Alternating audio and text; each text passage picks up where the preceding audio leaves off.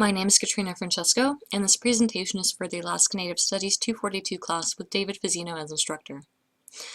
The basic definition of subsistence is what is minimally required to live. I found subsistence interesting throughout the course because of how, for Alaska Natives, subsistence is part of how they survive in rugged remote areas, and also how they retain their unique culture. Unfortunately, however, they have issues retaining the integrity of their culture.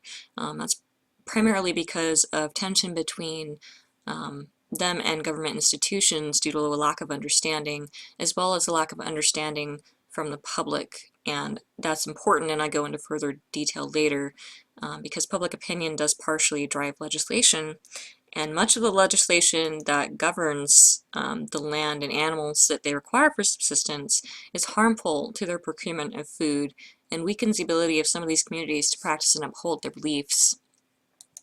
And it seemed to me over the length of this course that there's a chance for there to be continuing permanent damage beyond what has already been done as to their ability to sustain their culture and beliefs. It's not blindingly obvious, but the cultural integrity is worn away over time, leading to a more westernized culture overall. As a result, it's imperative for there to be a middle ground between Alaska Native needs and government regulations. Things have changed. That's pretty obvious if you've been in and around Alaska for any length of time. For Alaska Natives in particular, however, there's a lot more permanence. They used to move with the seasons, with the fluctuations of various animals that they rely on subsistence. So they would have their summer camps, fishing camps, those sorts of things. They didn't really have one place that they would stay, whereas now they have the villages they stay in, and they have to travel longer distances in order to hunt or fish. Of course, by traveling longer distances, they have to use modern technology, things such as snowmobiles or four-wheelers. Because they're using modern technology, they have to use money. Whether or not they want to, they're required to participate in a cash culture. However, despite their use of technology, despite the cash, despite the fact that they can't move anymore, most of their core beliefs have not changed, especially in regards to the animals that they're hunting and fishing.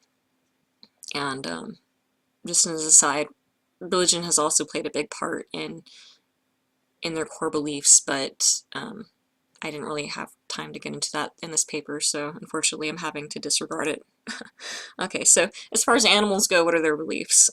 They're very respectful of nature in general, and that stems from a belief that animals and humans alike have awareness, so animals respond to any disrespect that is shown to them. So should they kill more than they need, should they ignore certain beliefs, then those animals would simply not come back and they wouldn't be able to hunt. So this is part of their resourcefulness. They use everything, pretty much everything out of the animal. So it's sort of become entwined in their belief system. So part of that respect means that there's a preference for a subsistence lifestyle. There's a belief that it's healthier, better for them in a spiritual sense, and it's part of their identity. And that's more than the Western sense of identity. And I wanted to kind of mention this because in order to understand why this is such a big deal, you have to understand that their way of interacting with their food and their clothing that they make out of these things is totally different from how we regard these things. So, as just an example, if you were to get rid of an iconic Western food, such as pizza, it really wouldn't hurt our sense of selves. We don't really see pizza as being attached to how we view ourselves. We might really like it, but it's not part of our belief system in any major way.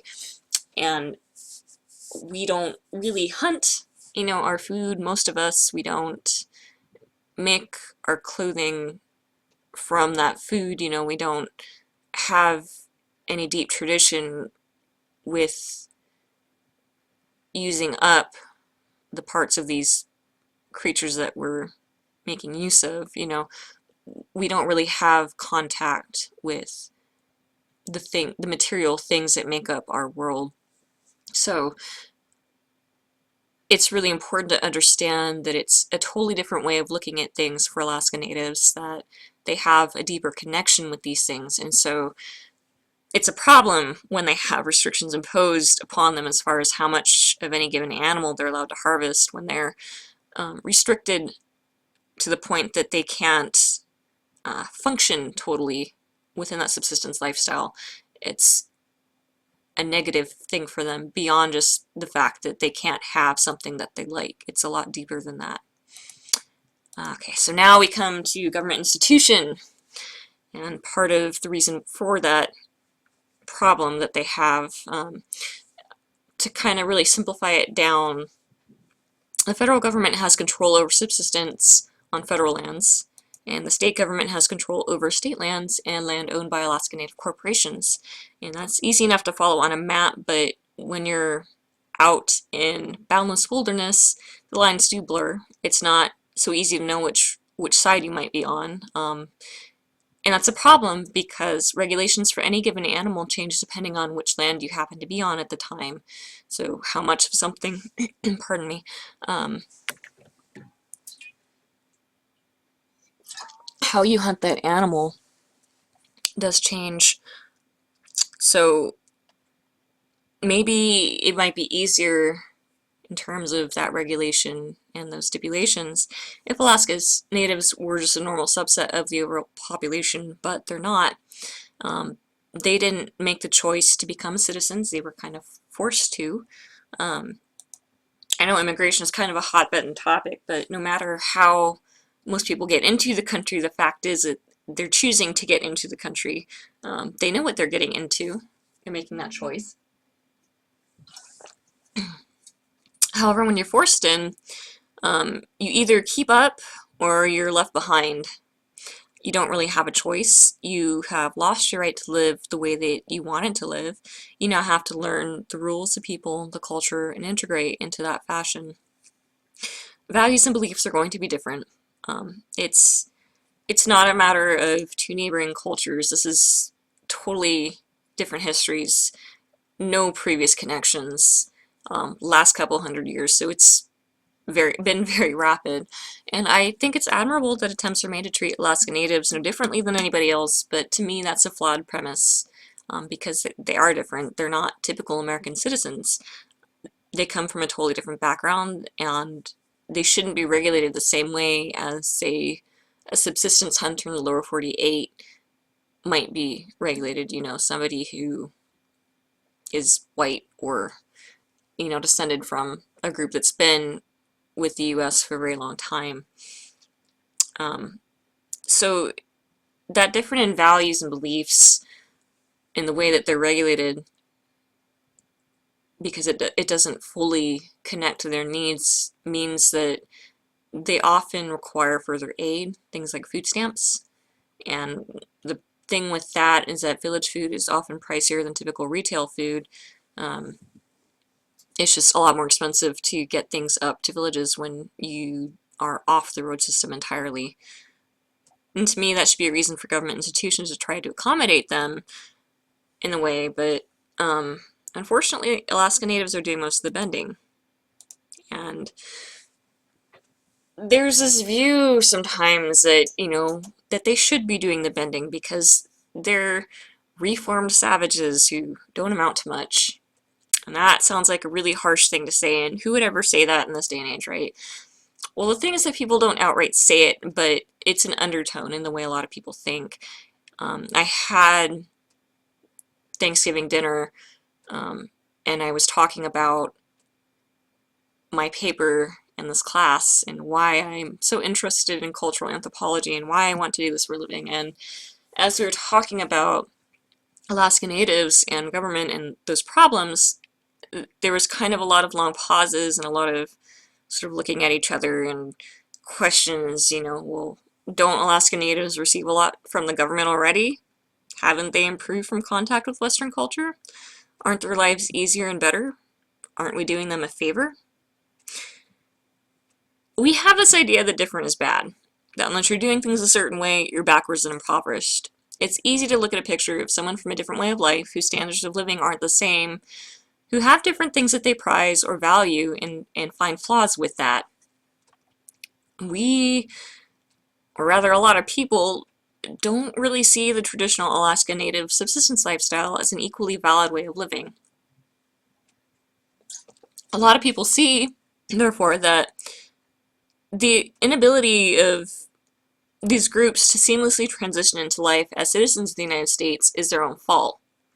And that's not unique to them. You know, it's the same thing with American Indians, same thing with Hawaiian natives. You sort of get the sense of people seeing maybe these individuals from this culture who are down on their luck, who are drunks, you know, they've had it rough, and you don't know their backstory, and you start getting in with the stereotypes. I've heard a lot of really, really insensitive jokes, and just sort of, it goes beyond the jokes. It goes to this whole systemic way of thinking about them without considering why that's happened, why they've been forced into some of these bad situations, and the fact that, you know, it's only a small percentage of the overall population. You know, this is not who they are.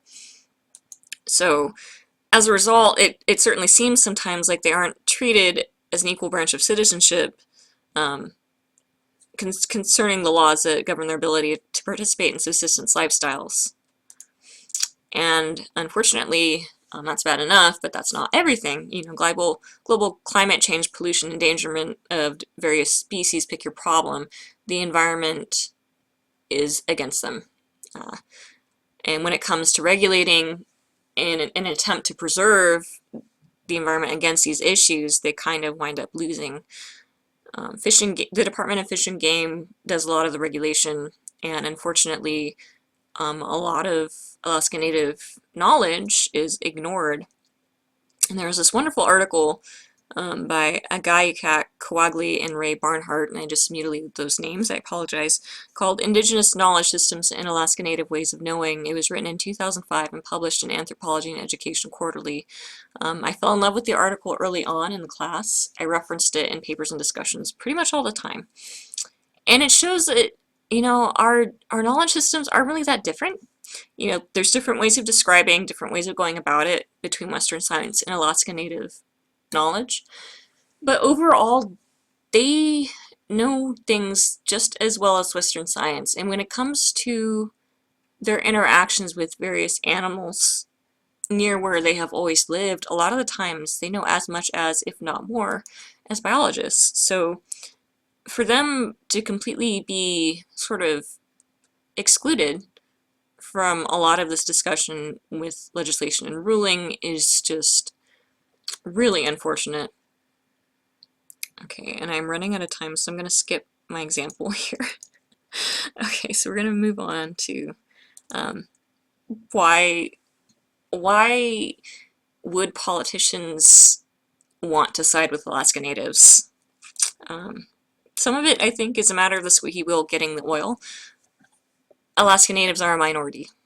Minorities that small are often passed over in favor of the majority.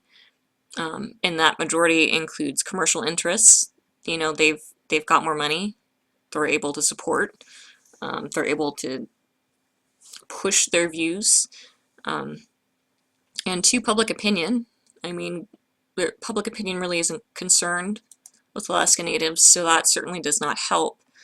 But, you know, they shouldn't be forgotten.